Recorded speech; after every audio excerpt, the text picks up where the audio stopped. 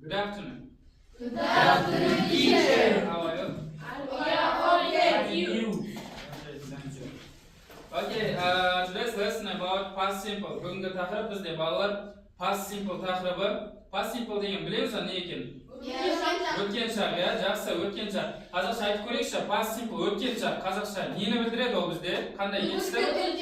Yes, яғни іс-әрекеттің өткен шақ формасы туралы өтелегенбіз. Окей, қазір балалар тақырыпта бастамас бұрын бірінші сайт бойынша екі топқа бөлініп алайық. Қазір кімнің аты шығады, сол оқушы бірінші топқа отырады. Яғни бірінші топ бізде мына жаққа, жақсы ма? Ауысамыз жақсы. Окей, пока орнымыздан тұрайық.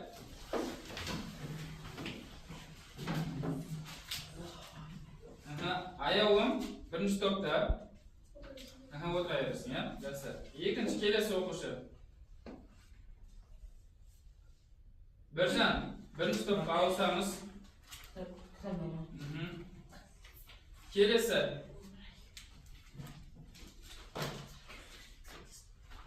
Данияр бірінші топқа ауысамыз. Келесі. Нұрбек бірінші топта қалады. Жақсы. Қалған. Тағы бір оқушы. Ернұр ауысады бірінші топқа. Тынышталамыз. Қалған оқушылар екінші топқа ауысамыз. Так, Ернұр бір столға, барма стол жетеді ма? Жақсы. Стол қойыңыз. Так, енді екі топқа бөліндік, жақсы. Ендіше қазір тақтаға назар аударайықшы. Бұл жерде бізде балалар past simple, яғни жаңағы біз айтқандай өткен шақтың қарапайым түрі past simple, я? Жай ғана өткен шақ немесе былайша айтқандай, я? Бұл нені білдіреді? Бұл дегеніміз өткен шақтағы аяқталған іс-әрекетті білдіреді. Яғни бір іс-әрекет уже аяқталып қойды. Мысалға айтатын болса, қарасаңдар, мен кеше мектепке бардым. I went to school yesterday. Яғни ол кешегі күні мектепке барды. Уже іс-әрекет аяқталып қойды, я? Жақсы. Ол жерде, яғни бізде уақытты нақты көрсетіледі, яғни кеше, бір сағат бұрын, бір апта бұрын, бір ай бұрын, немесе бір жыл бұрын деген сияқты, сондай қосымша ретінде уақыттарды біз қолданады екенбіз. Ары қарай, past simple бізде қалай жасалынады? Бізде past simple екі жолмен жасалынады, білеміз. Бірінші жол ол бізде дұрыс етістіктер. Қалай жасалынады? Дұрыс етістік. Жалғау жалғанама не істейді? Иди жалғауы жалғанады, ал бұрыс етістіктер болса, онда ол сөз түбегейлі не істейді? Өзгеріп кетеді. Бізде олар irregular verbs деп аталынады, яғни бұрыс етістіктер. Оның тізімі бізде кітаптың артында бар. Оқушылар қазір пайдалансақ болады сол кестені тапсырма орындаған кезімізде. Жақсы. Мысалына қарай салайық астында. She played tennis last week. Яғни ол өткен аптада теннис ойнады. Бұл жерде негізгі етістік play етістігі, яғни play болып тұр, я? Иди жалғап тұрмыз. Play дегеніміз не деген сөз? Ойнады деген сөз, яғни ойнады. Ал екінші мысалға қарайтын болса, he saw a movie yesterday. Яғни қалай аударамыз? Ол кеше кино барды, я? Кино көрді дейміз, я? Бұл жерде негізгі етістік ол saw сөзі, ол бізде see сөзінің irregular verbs, яғни past simple формасы екен. Жақсы, ары қарай, бізде болымсыз сөйлем қалай құралады? Болымсыз сөйлем балалар бізде did not немесе қысқаша айтқан кезде didn't сөзінің көмегімен құралады екен. Бұл жерде маңызды нәрсе балалар, егер де болымсыз сөйлемді жасаған кезімізде бізде didn't сөзін қосатын болса, онда етістік ешқандай да өзгермейді. Яғни етістіктің соңына ed жалғауын жалғамаймыз, немесе irregular verbs өзгеріп кетпейді. Ол мысал ретінде жазылып тұр. Мына жерде I did not немесе I didn't go to school yesterday. Бұл жерде негізгі етістік қай сөз? Go сөзі, я? Go дегеніміз бару, яғни осы жақта тұр ғой, я? Бірақ мына жерде didn't сөзі болғандықтан ол уже мағынасы өткен шақ болып тұр екен. Мен кеше мектепке бармадым, барған жоқпын немесе, я? Жақсы, сұраулы сөйлем қалай құралады? Сұраулы сөйлем біз жаңа did сөзінің көмегімен қайтадан құратын боламыз, яғни сөйлемнің басы міндетті түрде did сөзімен басталады. Немесе сұраулы сөйлемнің көмекші сөздерімен бастайды екенбіз. Ол бізде who, what, which, where деген секілді. Одан кейін бізде міндетті түрде бастауыш және есімдік, ол бізде мен, сен, ол, біз деген секілді, немесе адам аты, жер су аттары, зат аты деген секілді, және одан кейін етістіктің негізгі формасы. Соңында байқасаңдар мына жақта жазып тұр бала, иди жалғауынсыз. Яғни бұл жерде сұраулы сөйлемде біз did сөзінің көмегімен жасап тұрғандықтан біз етістікті қайтадан өзгертпейміз. Етістік сол күйі қалады. Go болса go болып қалып кете береді. Мына жерде қараңызшы, мысал ретінде жазып қойған екен. Did you watch the film last night? Сен өткен түні фильм көрдің бе? Бұл жерде watch сөзі көру деген сөз. Етістік бізде егер де соны өткен шаққа қоссақ watched болатын еді, бірақ did сөз болғандықтан біз watch сол күйі қалып тұр екен. Және бұған қысқа жауап yes I did, яғни көрдім, немесе no I didn't, жоқ мен көрген жоқпын деген сұрау қысқа ғана жауап беруге болады. Жақсы, past simpleге байланысты сұрақ бар ма? Жоқ. Жақсы. Қандай жалғайды екенбіз past simpleге? Иди жалғауын жалғайды екенбіз, немесе бұрыс жетістіктер. Жақсы, сұрау болымсыз сөйлемді қалай жасайды екенбіз past simpleде? Did сөзін қолдану. Did сөзінің көмегімен, did not сөзімен. Ол кезде жетістік өзгере ме? Өзгермейді, Жақсы, ал сұраулы сөйлем кезінде қай сөздің көмегімен жасайды екенбіз? Did сөзінің көмегімен бастағанбыз. Ол кезде өзгере ме жетістік, Данияр? Did сөзімен бастағандықтан өзгермейді екен. Did сөзі ол өзі өткен шақта тұр екен. Жақсы, қазір былай қылайық. Екі топ бір телефонды аламыз, сөйтіп кахутты ойнаймыз. Телефонды алайық, Google-ға кіреміз, сонымен кахутқа кірейші. Немесе мұна QR-ды сканерлесеңдер болады. Қазір топпен жұмыс жасайтын боласыңдар. Барлығымыз кішкене жақынырақ отырайық, сондықтан бір-бірімізге. Жақсы, сканерлейік, кірейік. Топымыздың атын жазайық, бір жақсы ат жазайық тобымызға. Бұл жерде осы қазір ғана өткен past simple туралы сұрақтар болады. Жақсы балалар, қазір past simple жайлы видео түсіндірме көретін боламыз. Назар аудартып тыңдаймыз. Hi everyone, welcome to my channel. This lesson is about past simple, and in this lesson I'm going to show you how to form a past simple and when to use a past simple. Before watching the video, please subscribe to my channel. Okay, let's get started. Сәлем баршаңызға. Бүгін біз сіздермен ағылшын тіліндегі past simple, яғни өткен шақтың қалай қай кезде дұрыс қолданатындығы туралы өтетін боламыз. Видеоны соңына дейін қарап, каналға жазылуларыңызды сұраймын. Okay, when to use the past simple? We use the past simple for things which happened at a specific time in the past. For example, I watched this film 2 days ago. Яғни past simple сұрағымыз бұрын болып кеткен, аяқталған іс-әрекетті айтқан кезде қолданамыз. Яғни қазіргі сөйлеп тұрған кезде қатысы жоқ, өтіп кеткен, бітіп қойған іс-әрекет. Мысал үшін, I watched this film 2 days ago. Мен бұл фильмді 2 күн бұрын көріп қойғанмын. Яғни бітіп қойған іс-әрекет. We lived in Almada in 1998. Біз Алматыда 1998 жылы тұрғанбыз. Балда, яғни бітіп қойды ол іс-әрекеттер. Ал енді past simple сұрағының жасалу формасына келетін болсақ, бастауышқа етістік жалғаймыз, етістікке ed немесе етістіктің екінші формасына саламыз. Ал енді етістіктің екінші формасы деп отырғанымыз ағылшын тіліндегі етістіктер regular verbs және irregular verbs деп аталады. Бөлінеді. Бұл дегеніміз бұрыс етістіктер және дұрыс етістіктер. Ал енді дұрыс етістіктерді біз past simple шағына қоюымыз үшін оларға жай ғана ed немесе d жалғаймыз. Мысал үшін walk, walked, яғни walk серуендеу, ал walked серуендеді. Watch, watched, көру, көрді. Work, worked, live, lived, close, closed. Бұлардың барлығы бізде дұрыс етістіктер. Ал енді бұрыс етістіктер. Бұрыс етістік деп отырғанымыз олар ерекшеге бағынбайтын, олардың өзіндік жасалу формасы бар. Ағылшын тіліндегі етістіктердің 300-ден астам түрлері бар. Біз оларды жай ғана жаттап аламыз. Мысал үшін do,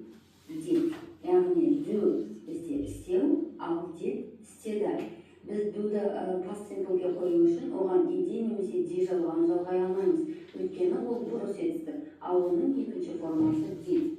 Buy, bought, go, went, come, came, sleep, slept, now, knew. Яғни бұларға бұрыс етістіктерге ed немесе d жалғамаймыз, оның екінші формасынан қойып, past simple шағында сөйлем құра береміз.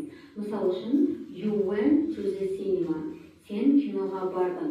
Went irregular verbs, ал оның infinitive формасы go.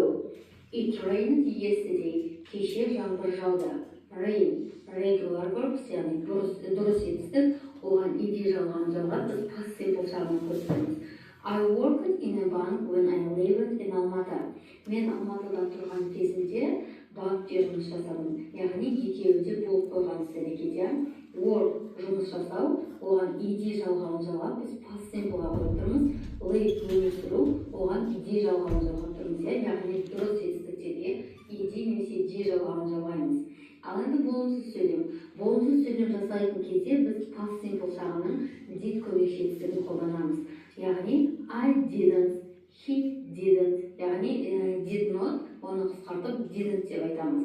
Мысал үшін, I didn't write a letter. Мен хат жазған жоқпын. She didn't get up at 8 o'clock yesterday. Ол кеше сағат 8-де тұрған жоқ. We didn't play football last Sunday. Біз өткен жексенбіде футбол ойнаған жоқпыз. They didn't study English yesterday. Олар кеше ағылшын тілін үйренген жоқ, оқыған жоқ. Яғни мына жерде мән беретін жағдай write бізде жазу, оны irregular verbs болып табылады, яғни екінші жағы wrote болады. Past simple'да ол wrote болып жазылады. Бірақ болымсыз және сұраулы сөйлем құраған кезде біз етістікті өз қалпында қалдырамыз. Яғни did not wrote емес, didn't write болады. Didn't got up емес, didn't get up. Played емес, played. Studied деп айтпаймыз, study. Яғни болымсыз сөйлемде етістік өз қалпында қалады. Ал енді сұраулы сөйлем. Сұраулы сөйлем құраған кезде біз did көмекші етістігін басқалықтың алдына шығарамыз. Did I, did you, did she, did they? Did she get up early yesterday? Ол кеше ерте оянды ма? Did she buy a jacket yesterday? Ол кеше жекет сатып алды ма? Сұраулы сөйлемде де дәл солай did көмекші етістігі келген жағдайда біз етістікті өз қалпында қалдырамыз. Buy сатып алу, bought сатып алды, bought деп айтпаймыз, buy деп айтамыз. Ал енді Жақсы, балалар. Кім соңында көп жоғары балл жинайды, сол көп ұтатын болады. Жақсы. Дайынбыз ба? Ойде, дайын болсақ, бастаймыз. Мына қараймыз, сұрақ шығады, анықтан жауабын таңдайсыңдар. Past simple. Біздікі ашып қоятыр. Біздікі ашып қоятыр. Міне, сұрақ мынандай. Бос орынға қандай сөз қою қажет? Got және when төрт сөз біреуін қоюымыз қажет екен. Окей, белгілетіп қоям. Next. Сұрақтар шығады. Eaten at school last week. Be, was, is, and were. Төрт сөздің біреуін қоямыз. Eaten, yes. Все. Таңдадық па? Айтпаймыз бірімізге. Be, was, is және were үлгермедік сұрақ. Уақыт бетіп қалды бала. Жақсы, үшінші сұрақ. He to his friend in the evening. Talking. He to his tanış işimizdeyim özümüz.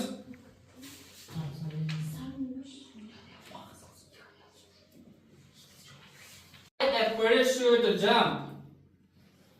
Dan, do, did және дар сөздері берілген екен. Жай бір-біріміз естіп қоймайды. Жақсы. Бұл жерде ешқандай жоқпай жинамаңдар ғой, балалар қателестіңдер ғой. Жақсы. Келесі сұрақ. I all the way to Madrid. Driven, droves, drove, және drive. Бұл бізде irregular verbs деп алайық, бұрыс етістіктер. Ашып қойсыңдар болады, болады? Кестені. Окей, drove және drive сөздерін таңдаған екен. Дұрыс жауап бізде drove екен. Кім бізде оқа жинады? Star Kids. Окей, жоғары көтерілді. Next. We a barbecue yesterday. Has, had, have және haves. Бұл жерде опять-таки irregular verbs екен. Мына жауап беріп қойды. Дұрыс жауабы had екен, бұны Star Kids. Окей. Кестен ашып қойдық па? Жақсы, деп отырайық бала. Who did you time with last weekend? Spended, spends. Еле қойдық па? Окей, бұл жерде тұмар тобы қалып бара жатыр. Ойланып берейік, балалар. Жақсы, ары қарай. Did she those trainers last weekend? Buy, bought, buy. Buy. Окей, good. Екі топта дұрыс жауап берді. Ары қарай кеттік. Alex did not his project last night. Finished. Жақсы. Finish. Екі топта дұрыс жауап берді. Молодцы. Ары қарай кеттік. Mark didn't that email yesterday. Answering.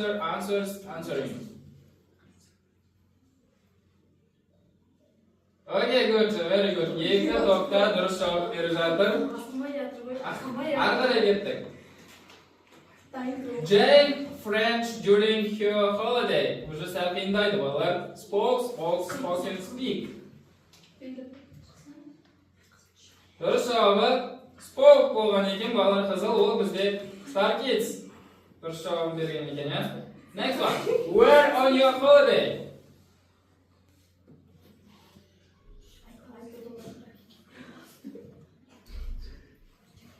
Сразу сөйлейін балалар.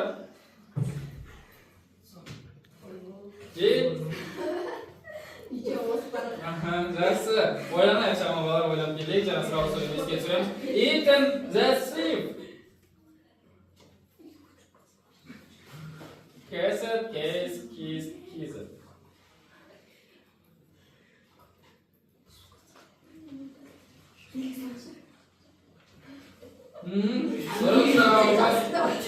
Окей, бұл бізде Томар командасы жақсы, өте жақсы. Next one, the woman.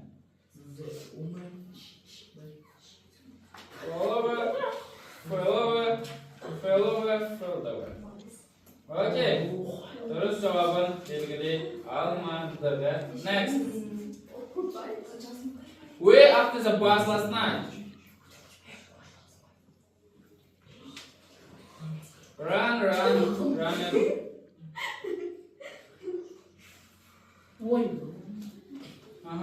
Okay, I did Star Kids. Next question. Were Betty and Tom yesterday? Is, was, are, and were.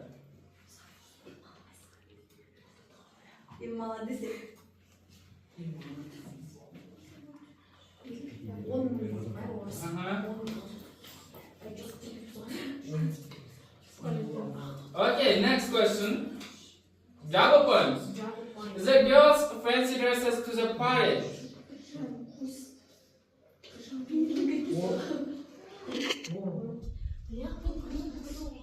Wears, wore, worn, and wear.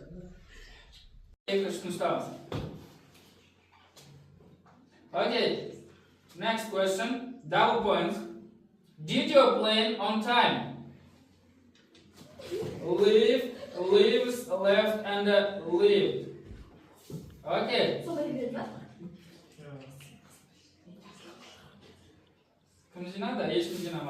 Okay. And the last question. Son sıra asıkpay oylan belgili ballar. Last summer I to stay with my family in Toronto.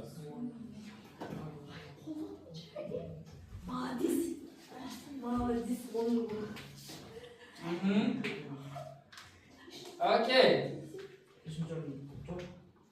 The second place. Tumak Toba ikkinchi o'rin. And the first place yani birinchi o'rin bizga Star Kids Toba. Okay. Very good. Жақсы балалар, өте жақсы. Енді қазір былай қылайықшы балалар. Телефонды аламыз. Әрқайсымыз өзіміздің телефонымызды алайық. Yes. Содан кейін мына жақта QR код шығарамын. Сол QR кодты сканерлеп кері байланыс берейікші балалар. Жақсы, сканерлейміз. Сол жақта сұрақтар шығады. Сол сұрақтарға жауап береміз. Өзіміздің ойымыз, жақсы ма?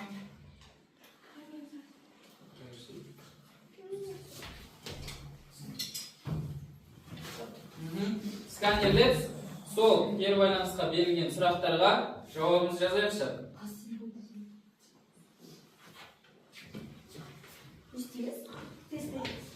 Кері байланыс балалар.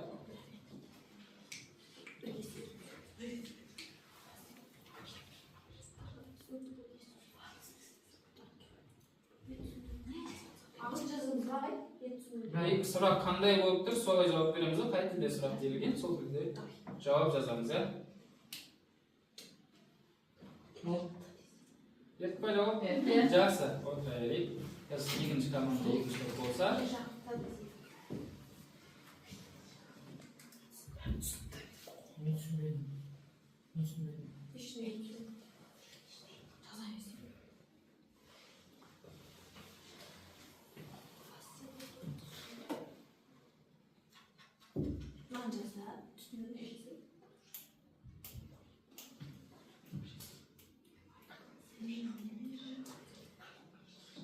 Болдық па? Жақсы, тынышталайықшы. Егер де болса, окей, онда сабақ аяқталды. Goodbye.